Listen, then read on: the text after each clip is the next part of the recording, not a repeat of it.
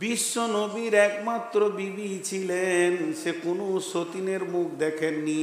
সেই বিবিটা মরার পরে অন্য বিবিগুলি নবীজি বিয়ে করেছিলেন। ওর নাম হচ্ছে খাদিজা। নবীজি মত পর্যন্ত যাকে ভুলেননি তার নাম হচ্ছে খাদিজা। বিশ্ব নবীর যে বিবিকে জিবরাইল সালাম দিয়েছিলেন তার নাম খাদিজা। স্বয়ং আল্লাহ সালাম পাঠিয়েছিলেন সেই মেয়েটির নাম খাদিজা। গারে হিরাতে যিনি খাবার দিয়েছিলেন মেয়েটার নাম খাদিজা।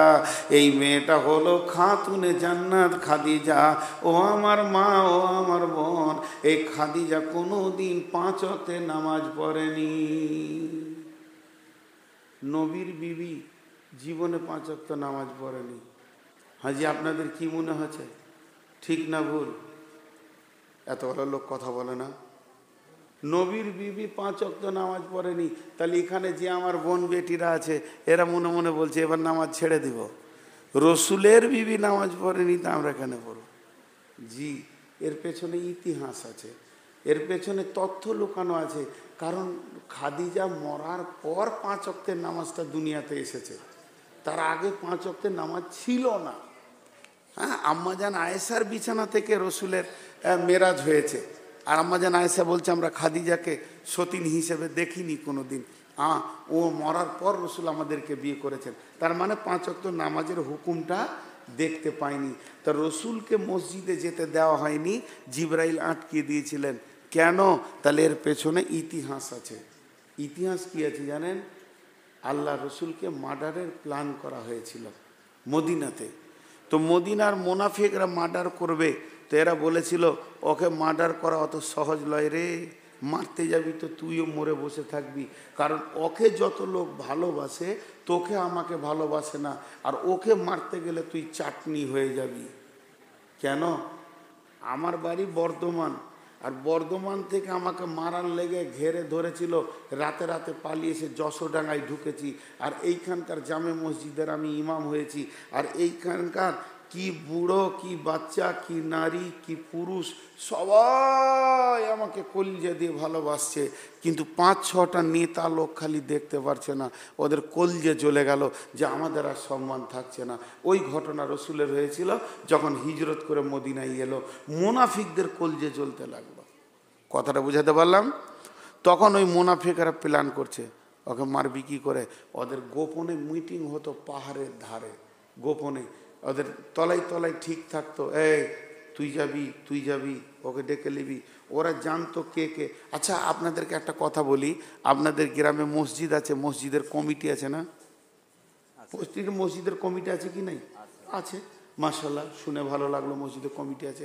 তারা মসজিদের ভালাই চিন্তা করে, ইমাম মজ্জেনের চিন্তা করে। কিন্তু দেখবেন গোপনে অলিখিত, লিখিত নাই, কাগজ কলম নাই, ইমাম তারার একটা কমিটি আছে। ওদের কাজই হচ্ছে ইমাম যদি 2 বছর থেকে যায় এবার তারও ওকে। এটা আছে না নেই? আরে হ্যাঁ না বলে না? আছে। তো এই মালগুলোই মদিনার মোনাফিকদের বীজ থেকে এসেছে আর কি। মানে এটা সব জায়গায় থাকবে, রসুলের পেছনে লেগেছিল। তখন এরা বলল যে ওকে তো লড়ে পারবি না, বলে কি করা যায়?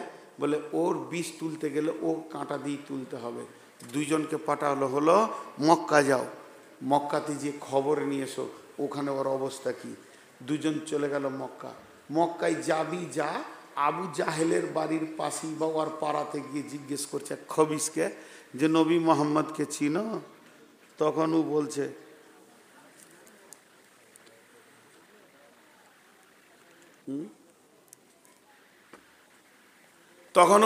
কি নবী মোহাম্মদ, ওকে খুঁজে পেলে কাটবো। কুফারে মক্কা, মুশরিকে মক্কা তো রাতে রাতে পালিয়েছে সে। ওর কলজেটা বড় হলো, হ্যাঁ ওর দুশ্মন পেয়েছি।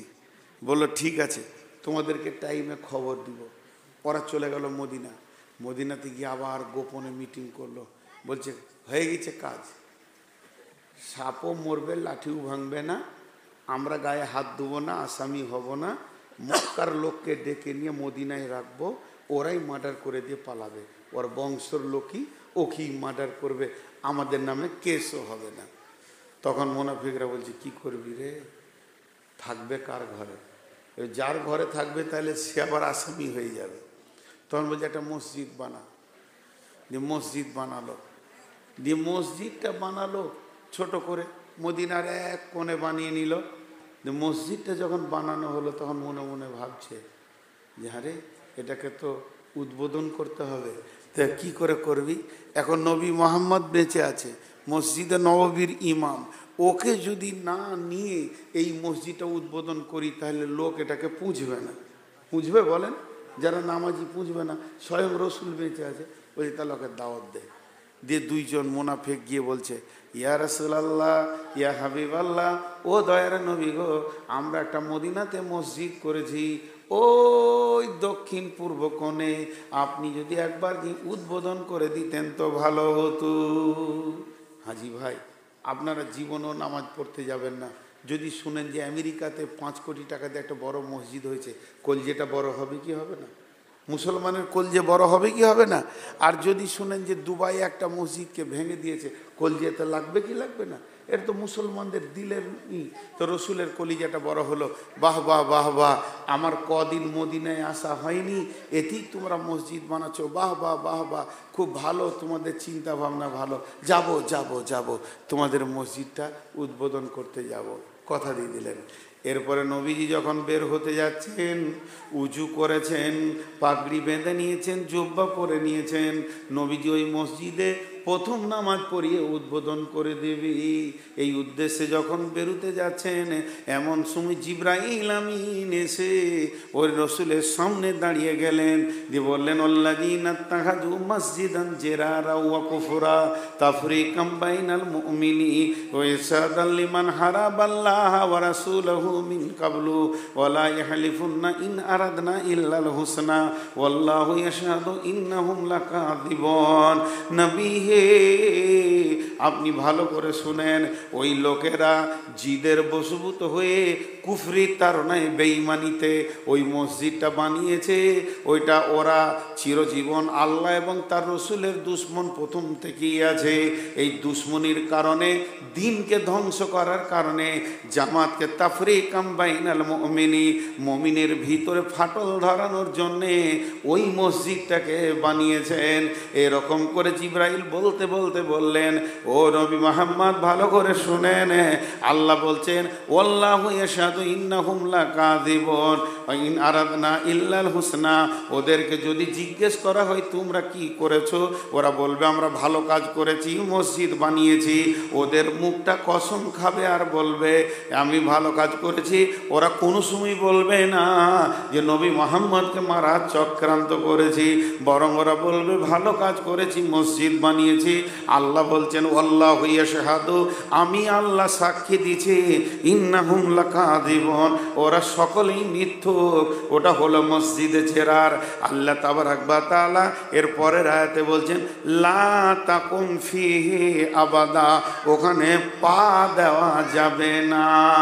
কোনো মুমিন মসজিদে জেরারে পা দিতে পারে না।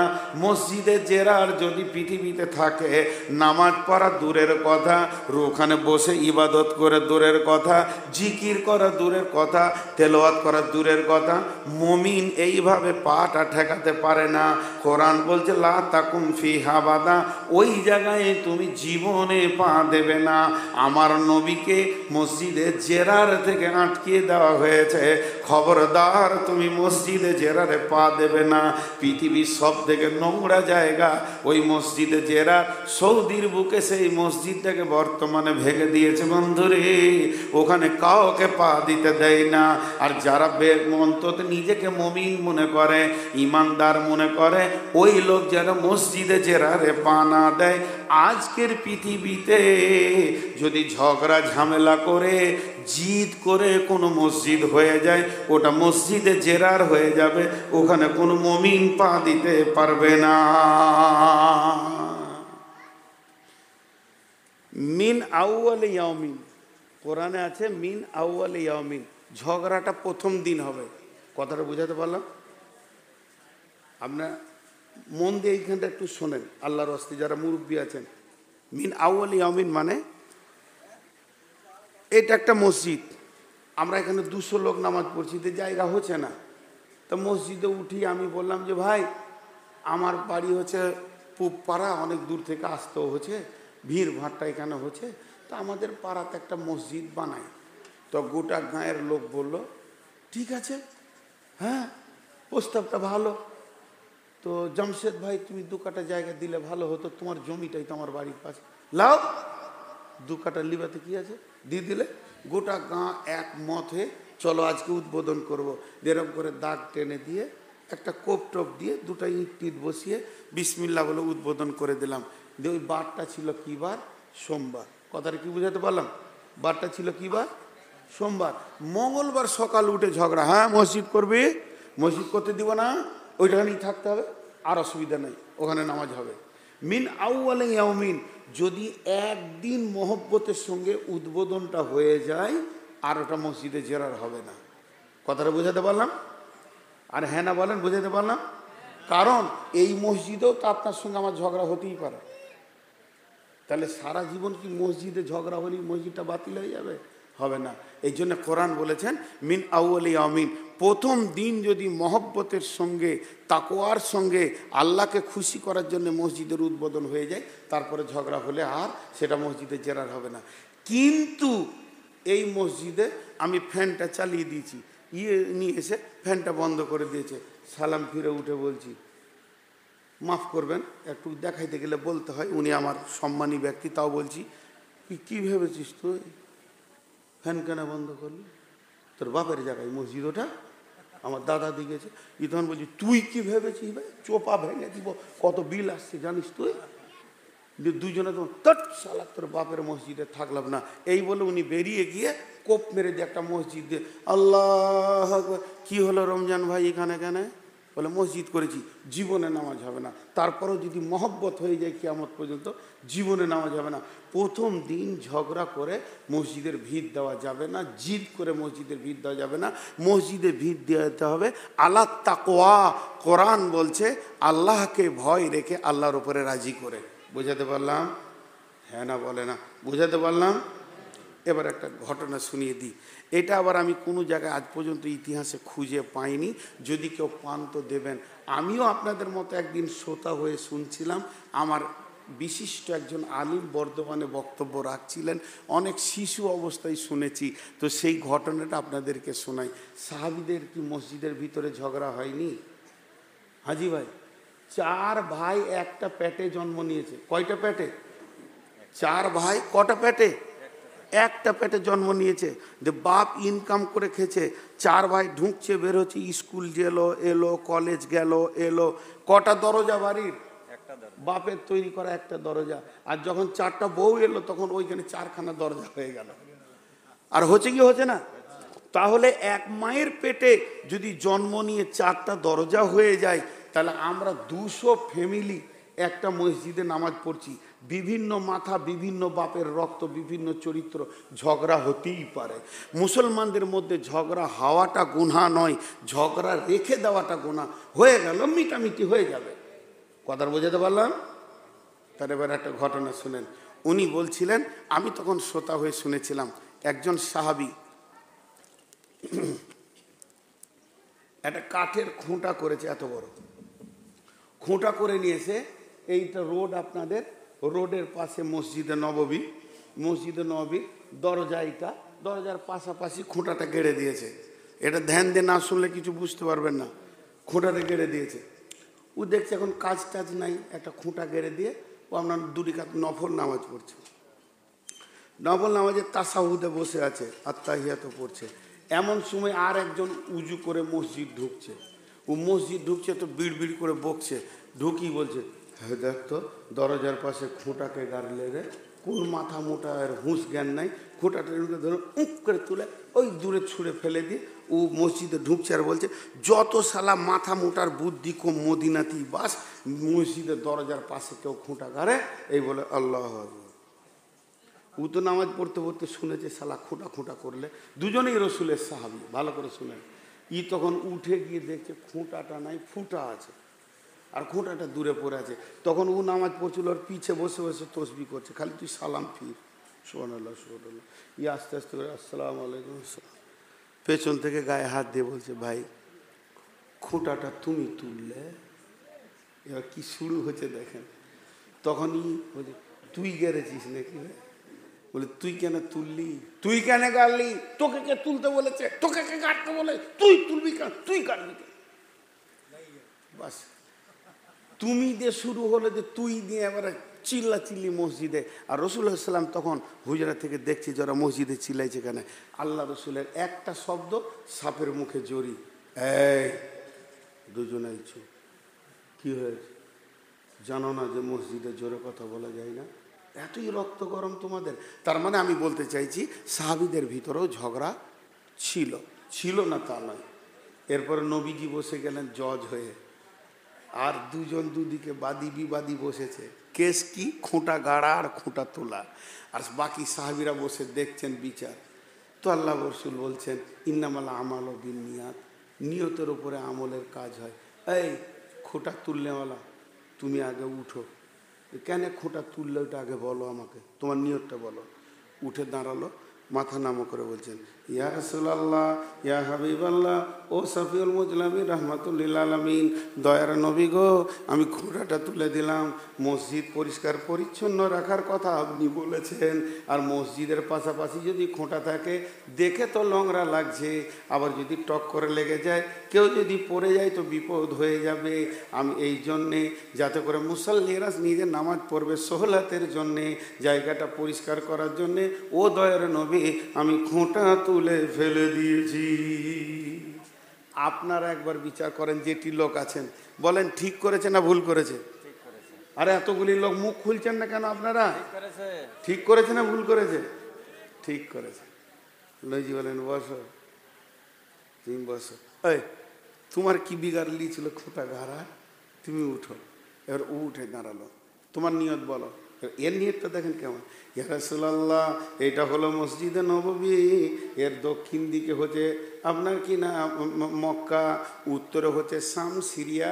এই মসজিদে নবীর সামনে দিয়ে মক্কার লোকেরা শামে বিজনেসে যায়, শাম থেকে মাল নিয়ে মক্কায় ফিরে আসে, আবার শামের লোকেরা মক্কায় বিজনেসে যায়, মসজিদে নবীর সামনে দিয়ে আবার শামে ফিরে যায়। এটাই হলো মেন রোড, এটাই হলো মেন রাস্তা। তাদের যখন নামাজের টাইম হয় তারা তখন মসজিদে নবীতে নামাজ পড়ে, কিন্তু উট বড় চঞ্চল জানোয়ার, তাদেরকে ছেড়ে দিয়ে নামাজের সুস্তি পায় না। আমি খোঁটাটা কেড়ে দিলাম, ওই বণিকের দলেরা, বিজনেসম্যানেরা তাদের ঘোড়াটাকে, উটটাকে, গাধাটাকে এই খোঁটাতে বেঁধে দিয়ে ধীরে সুস্থে নামাজ পড়বি। এবার বলেন ঠিক করেছে না ভুল করেছে? দেখেন এরও নিয়ত ঠিক, ওরও নিয়ত ঠিক। আমি যে ফ্যানটা চালিয়ে নামাজ পড়ছি, যে শরীর সুস্থি থাকলে নামাজের মন বসে, আর উনি যে সুইচটা বন্ধ করেছে, মানে 15,500 টাকা বিল চলে এসেছে, পাছাই লেগেছে আর কি। উনি তো সেক্রেটারি, তো ওনারটাও ঠিক যে এত টাকা কেন হবে, বাবা তুমি একা নামাজ পড়ছো, একটু গরম সহ্য করো, এটাও ঠিক, আমারটাও ঠিক। তো দুজনেরই ঠিক। ঝগড়া একটু মুসলমানে হতেই পারে, একটু লড়ালড়ি, আর ঝগড়া না হলে প্রেম বাড়ে না, বিবির সাথে মহব্বত বেশি, ঝগড়াও বেশি, নাকি বলে? তো এই হলো ঘটনা। তো এবারে আল্লাহ রসুল কি ফাইসালা দিয়েছে দেখেন। এবার জজের কথাটা শুনেন। জজ সাহেব বলছেন, ও খোঁটা গাড়নেওয়ালা, ও খোঁটা তুলনেওয়ালা, তোমাদের দুজনের নিয়তের কারণে তোমরা দুজনই জান্নাতি। তার মানে ঝগড়া হতে পারে, কিন্তু নতুন মসজিদ বানাতে যাব না। আর ঝগড়া করে যদি কেউ নতুন মসজিদ বানায়, ওটা মসজিদে জেরার হবে, আর ওখানে পা রাখা যাবে না। আল্লাহর কোরআন বলেছেন, হাত তো দূরের কথা, এমনি পা রাখা যাবে না। আমাদের বীরভূমে একটা আছে, আমি পা রাখি না। পেচ্ছাপ লাগলো ওই মসজিদে যাই না, যে পেচ্ছাপ করতে যাবো, গাঁয়ে যাই, তাও ভালো। এতটা নিজেকে সাবধানতায় রাখি, কারণ কোরআন বলেছে। তবে যদি প্রথম দিন মহব্বতের সঙ্গে হয়ে যায়, ওটা মসজিদে জেরার হবে না। যাক ভাই, দেখেন আমি অনেক অসুস্থ, আজকে যে 2.5 ঘন্টা বকবো এটা ভাবতেই পারিনি। আপনাদের দোয়া ছিল। তা আমি যে চলে যাব, আমার হাতে কেউ 500 টাকা, 200 টাকা, 100 টাকা দেবেন না? দেন, আল্লাহর রাস্তায় 2 মিনিট বসবো, মাত্র 2 মিনিট। আল্লাহর গোলাম কেউ আছেন? 100, 200, 500 দেন। আমার পরে কে আছে? জি, কে আছেন? দেন।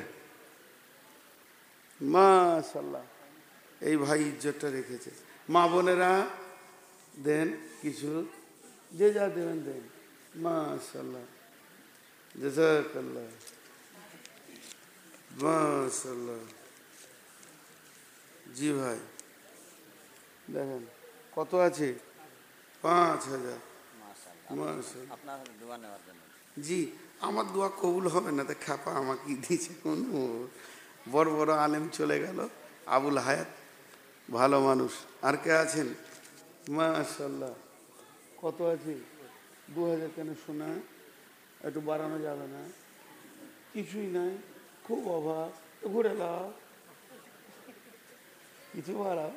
আছে, কোটে মাল আছে, নাই 10 টাকাও নাই। আল্লাহর গোলাম কত ভালো গো, মাশাল্লাহ। আবার 100 টাকা দিল, 100 টাকা তো হলো। আর কেউ আছেন ভাই দেনেওয়ালা? জি, আপনারা আমার জন্য দোয়া করবেন, আপনাদের জন্য আমিও দোয়া করব। আল্লাহ তাবারাক ওয়া তাআলা আমাদেরকে শোনা বলার থেকে বেশি করে আমল করার তৌফিক দান করুন। আসসালামু আলাইকুম ওয়া রাহমাতুল্লাহি ওয়া বারাকাতুহু।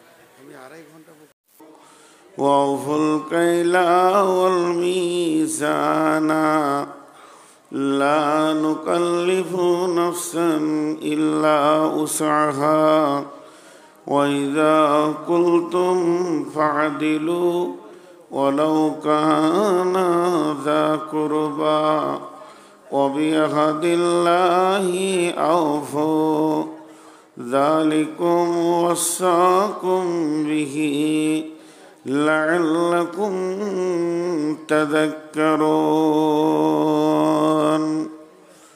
وَأَنَّ هَذَا صِرَاطِي مُسْتَقِيمًا فَاتَّبِعُوهُ وَلَا تَتَّبِعُوا سُبُلًا فَتَفَرَّقَ بِكُمْ عَنْ سَبِيلِهِ ذَلِكُمْ وَصَّاكُمْ بِهِ لَعَلَّكُمْ تَتَّقُونَ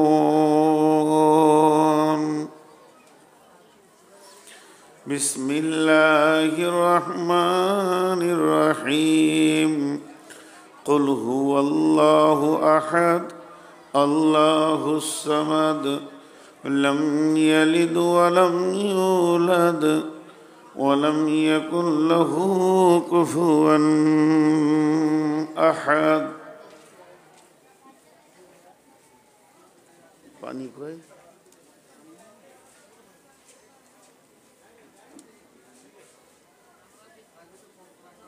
ওটাই দেন, ওটাই দেন, এগুলোকে ভরেলেন।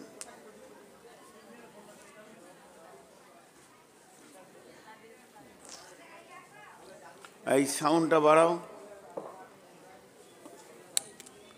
আমি কথা বলতে লাগলাম আর সাউন্ডটাকে কমিয়ে দিয়ে ঢুলতে শুরু করলে। যেদিন তুমি ডাক দেবে মোরে তোমার শীতল কোলে, ঘুমায়ে পড়িব তোমার বক্ষে, সারা দুনিয়ার মায়া ভুলে অগ কবর গাহের মাটি, দুনিয়ার সব মায়ার পেছনে তোমারে জেনেছি খাঁটি অগ কবর গাহের মাটি।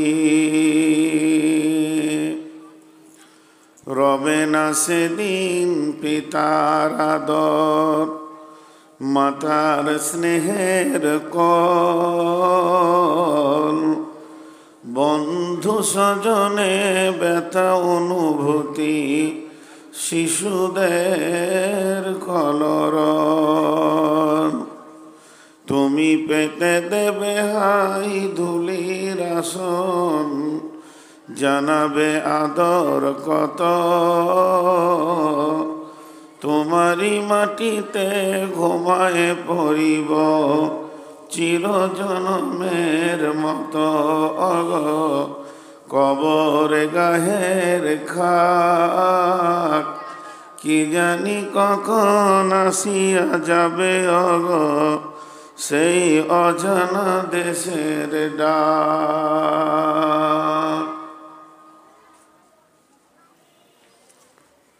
শ্রদ্ধেয় সুযোগ্য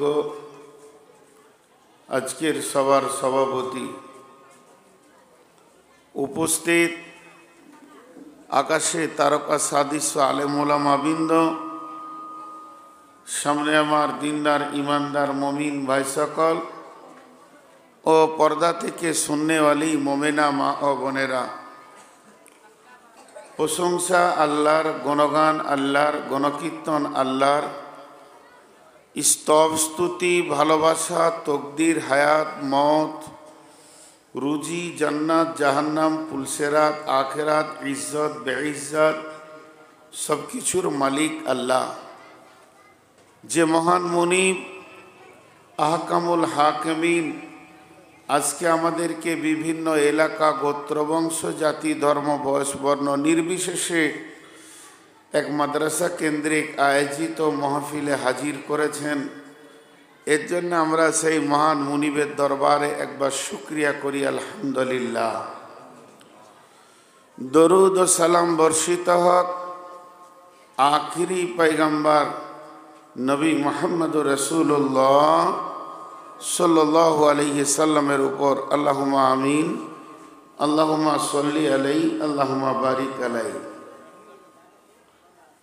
মোহতারাম ভাই ও আজিজ ও বুজুর্গ দোস্ত, আমি আপনাদের সামনে সূরা আনআম থেকে পরপর 3টি আয়াত পড়েছি। যে আয়াতগুলো সামনে রেখে খুব অল্প সময়ে কয়েকটি কথা বলবো বলে নিয়ত করেছি। যদি আমার মাবুদ আমাকে তৌফিক দেন তো আমার তৌফিক ইল্লা বিল্লাহি আলাইহি তাওয়াক্কালতু ওয়া ইলাইহি উনীব। কিন্তু আমি আমার বক্তব্যের শুরুতে বড় দুঃখের কথা একটা আপনাদেরকে শোনাবো। এই যে 12টার পরে উঠা, আজকে তো 12 তারিখ, আজকে 12 তারিখ, আমার জালসা এখানে ছিল 11 তারিখে, কিন্তু 12 তারিখে আমাকে উঠানো হলো এবং এর জন্য দুঃখ নয়, লক্ষ্যটাকে বাড়ি পাঠিয়ে দেওয়া হলো, তারপরে আমাকে দেওয়া হলো। এর থেকে বড় দুঃখ মানে কাকে আর বলবো। বিশেষ করে আপনারা আমাকে ক্ষমা করবেন, আমি মাপ চাইছি। রাত 12টার পর এই 23 সালে আর জালসা হয় না, কোথাও হয় না। এই আপনারাই একটু চিন্তা ভাবনা রেখেছেন রাত 3টে পর্যন্ত চালবো, এটাও শরীয়ত পারমিট করেনি।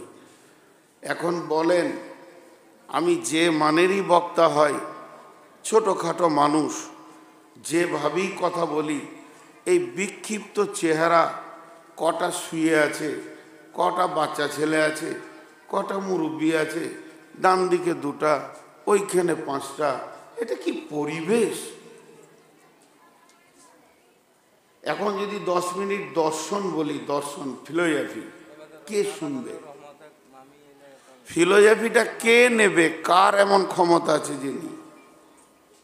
কিন্তু বড় দুঃখ লাগছে, মনে হচ্ছে পৌঁছে গেছি যখন তখন সময়টা কাটাই। হয়তো বা আপনারা ইউটিউবে শুনে থাকবেন, ফেসবুকে শুনে থাকবেন, সেই মাপের যে আপনাদেরকে কথা বলবো এটা মনে হচ্ছে যেন না, কারণ এটা সেই পরিবেশটা নষ্ট করার পর আমাকে দেওয়া হয়েছে। কেন যে দেয় না? বলে আপনি যদি প্রথমে নিয়ে নেন সব ঘর চলে যাবে, তো সব এখন রয়েছে। আমাকে যে শেষে দেয়া হলো তাও তো নাই কেউ, তারপরেও তো থাকার কথা ছিল, তাও তো নাই। যে আমাকে শেষেই দেয়া হচ্ছে তাও তো লোক নাই, ঘর চলে গেছে। এই যুগের মানুষ অত জালসাও শুনে না, আর ছেলেদেরকে মাদ্রাসায় পড়ায় না, বরং ইংলিশ মিডিয়ামে পড়াবে। মাদ্রাসার সেক্রেটারি, মাদ্রাসার ক্যাশিয়ার, তার ছেলে ইংলিশ মিডিয়ামে পড়বে, সিস্টেম হয়ে গেছে। তাই দুঃখ শোনাই কাকে, কথাটা ধরবো কি করে বক্তব্যটা? তো যে কটা লোক বসে আছেন, আপনাদের হাতগুলো ধরে বলছি সামনে আসুন, একদম সামনে। দূরে যারা আছেন বারান্দা ছাড়েন, এখানে আসেন, একদম সবটি ওই বারান্দা ছাড়েন। এখানে একদম কাছে কাছে কাছে কাছে জমে যান।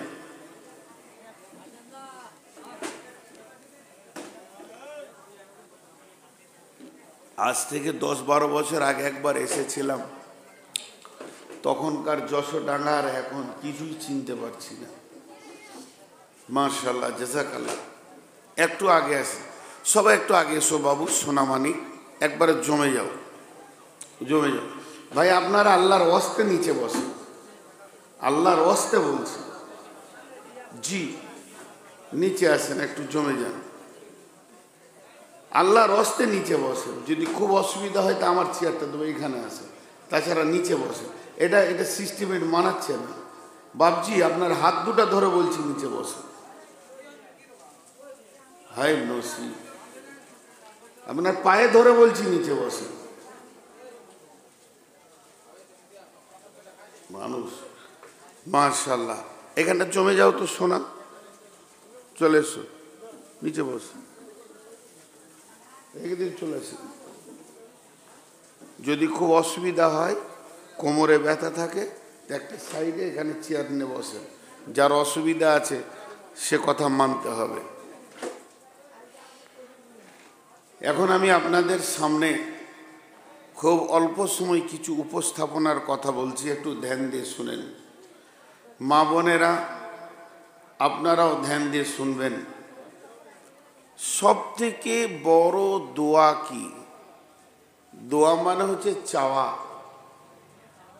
আল্লাহ তাবারাক বা তাআলা যদি এই মুহূর্তে আমাদেরকে বলেন, এই যশোডাঙ্গার মহফিলে যতগুলি মানুষ আমরা জেগে আছি, যদি আমাদের মাবুদ বলেন তোরা যা চাইবি আমি তাই দিব, কিন্তু 100টা চাইলো একটা দিব, একটা চাইলো একটা দিব, 5টা চাইলো একটা দিব। মানে আজকের রাতে আল্লাহর কাছে আমরা যা চাইবো একটা মাল আল্লাহ আজকে দেবেন, একটা দেবেন। 100টা চাইলেও একটা দেবেন, একটা চাইলেও একটা দেবেন, দেবেন, এটা আল্লাহ ওয়াদা করেছেন। আমি উদাহরণ দিচ্ছি। তাহলে কি চাইবেন? আপনাদেরকে জিজ্ঞেস করছি, কি চাইবেন? জি মুখ খোলেন, কি চাইবেন? জান্নাত চাইবেন। আর কিছু চাওয়ার আছে? কথা বলে না এতগুলো মানুষ, একটু কথা বলেন। কি মনে মনে আসছে যে কোন জিনিসটা চাইব? জি গুনাহ থেকে মাপ চাইব, ভালো কথা। একজন বলেছে জান্নাত, একজন বলেছে গুনাহ থেকে মাপ। ধ্যান দিয়ে শুনেন। আমরা এমন ভিখারি চাইতেও জানি না। আল্লাহ বাদশাহ, দেনেওয়ালা, উদউনি আস্তাজিব লাকুম, তোমরা আমার কাছে চাও আমি দিব। শিরকের গুনাহটা সব থেকে বড় গুনাহ কেন করা হলো?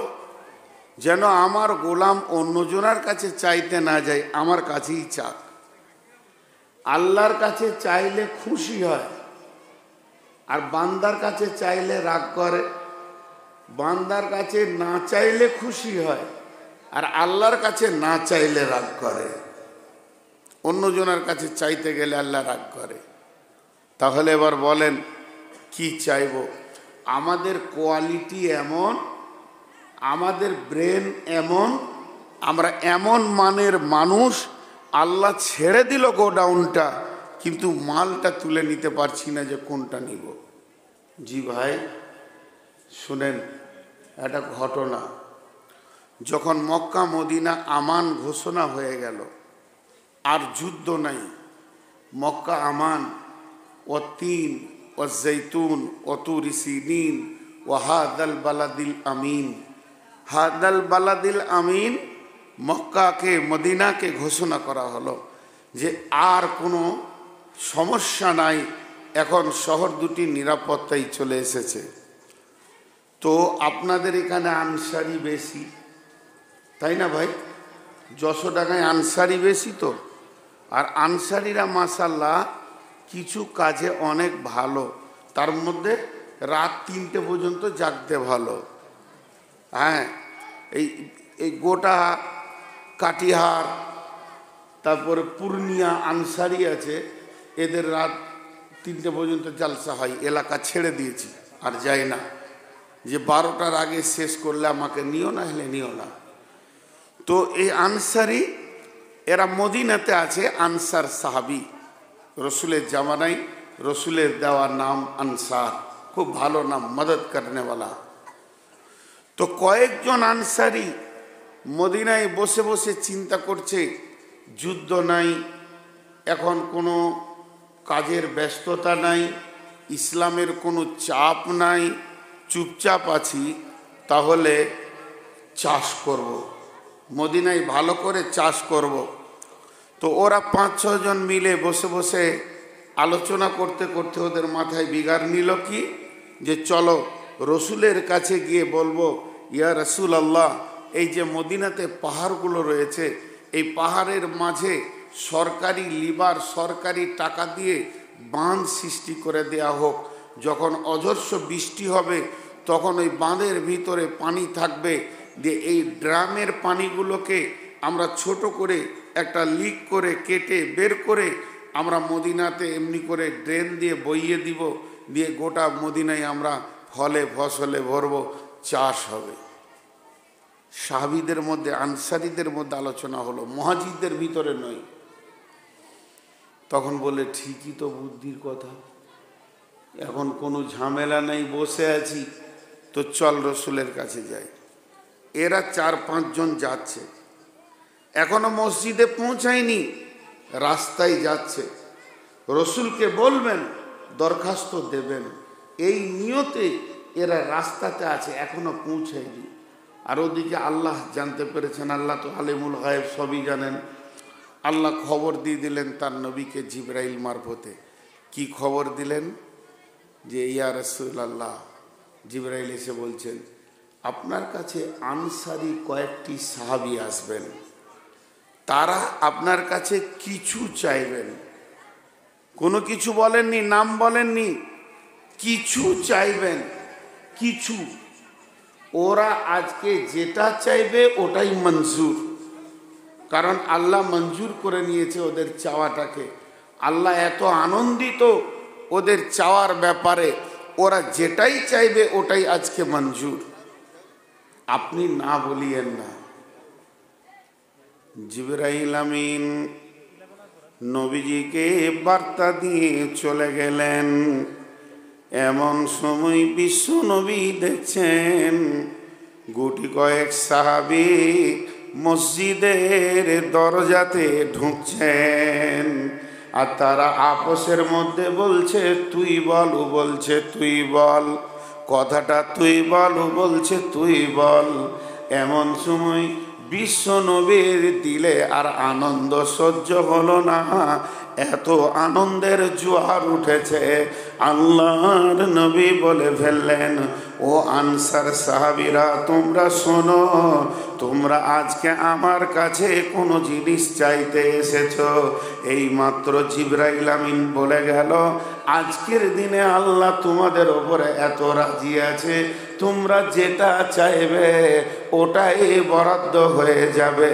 আমি না বলবো না, যেহেতু আমার রব, আমার আল্লাহ না বলতে মানা করে দিয়েছেন। এখন তোমরা কি নেবে খালি এটাই বলো। ওদের দিলটা খুশিতে ভরে গেল, রে আমাদের চাওয়ার ব্যাপারে স্বয়ং আল্লাহ রাজি আছে, সে খবর পেয়ে গেলাম। হ্যাঁ, তো একে ওপরে তখন তাকাচ্ছে আর মুচকি মুচকি হাসছে। বল এবার কি লিবি, বল, চাইতে এসছিস, বল এবার। তো সাহাবীগুলো আনন্দ আর সহ্য হচ্ছে না, যেহেতু আল্লাহ রাজি আছে। তখন ওরা রসুলকে কি বলছে দেখেন, ইয়া রাসূল আল্লাহ, ইয়া হাবিব আল্লাহ, ও শফিউল মুজলাবিন রহমাতুল লিল আলামিন, দয়ার নবী গো, আমাদেরকে কিছুক্ষণ সময় দেওয়া হোক, আমরা যেটা চাইব একটু আপোষে আলোচনা করে নি। নবীজি বললেন, যাও তোমরা মসজিদের এক পাশে বসে বসে কোন জিনিসটা নেবে ঠিক করে নাও। তারা মসজিদের এক কোণে বসলো। বসার পর দীর্ঘ সময় ধরে গুজগুজ গুজগুজ ফুঁস ফুঁস ফুঁস ফুঁস করতে করতে শেষকালে উঠে এসে বলছেন, ও দয়ার নবী গো, সত্য কথা বলতে কি আমরা চাইতে এসেছিলাম মদিনাতে ড্রেন তৈরি করে দেবেন আর ড্রামে পানি রাখবেন, আমাদের চাষের সুবিধা হবে। আর যখনই শুনে নিলাম আল্লাহ রাজি আছে আমাদের চাওয়ার ব্যাপারে, তখন আমরা ওই জিনিসটার নেওয়ার চিন্তাটা মাথা থেকে উড়িয়ে দিলাম। শুধুমাত্র আল্লাহ রাজির খবরটা পাওয়ার ব্যাপারে আমরা গভীর চিন্তা করে দেখলাম এই ড্রেনটার দুনিয়াতে দরকার নাই, এটা যেন আল্লাহ জান্নাতে বইয়ে দেয়। আমরা সেটাই চাইতে এসেছি। অর্থাৎ তারা কৌশল করে পরোক্ষভাবে আল্লাহর কাছে জান্নাত চেয়ে নিল। আল্লাহর নবী বললেন, যাও তোমরা যেটা চেয়েছো এটা আল্লাহর কাছে মঞ্জুর হয়ে গেছে। যাও, মঞ্জুর, তোমরা জান্নাত পেয়ে যাবে এবং জান্নাতের ড্রেনও পেয়ে যাবে। যাও। তো আমাদের ব্রেন আমাদের চেতনা কি চাইতে হবে এটা জানি না।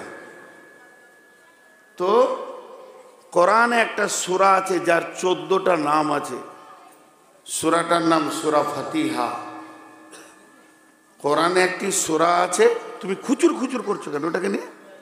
না আমাকে কি প্রথম দেখাচ্ছ? হ্যাঁ, সাউন্ডটাকে একবার করে কমাচ্ছে, একবার করে বাড়াচ্ছে। এটা কমাও, এখনই তো তুমি বাড়ালে না। কমাও, মারবো গালে থাপ্পড় তো ওপর দিকে দাঁত করে দেবো। এই বেয়াদব কোথাকার, কার সঙ্গে কথা বলছো জানো তুমি? তখন থেকে খালি খাচার খাচার খাচার খাচার সাউন্ডটাকে বাড়াচ্ছে কমাচ্ছে বাড়াচ্ছে কমাচ্ছে। তোর কানেকশন ঠিক না, একটা মাইক শব্দ বোঝা যাচ্ছে না। ইয়ার মাইক ভালো নয়। আমি যে মসজিদ থেকে বায়ানগুলো শুনছি, কোন বক্তা কি বলছে কিচ্ছুই বোঝা যাচ্ছে না। বাজে মাইক নিয়ে এসছে। না না, বাইরে থেকে একটা কথা বোঝা যাচ্ছে না। ফালতু মাইক নিয়ে এসছে কমিটিকে ঠগাবার জন্য। তারপর আবার আমার সঙ্গে কথা বলছো। তুমি চিনো আমি যত বছর জালসা করি, তোমার তখন জন্ম হয়নি।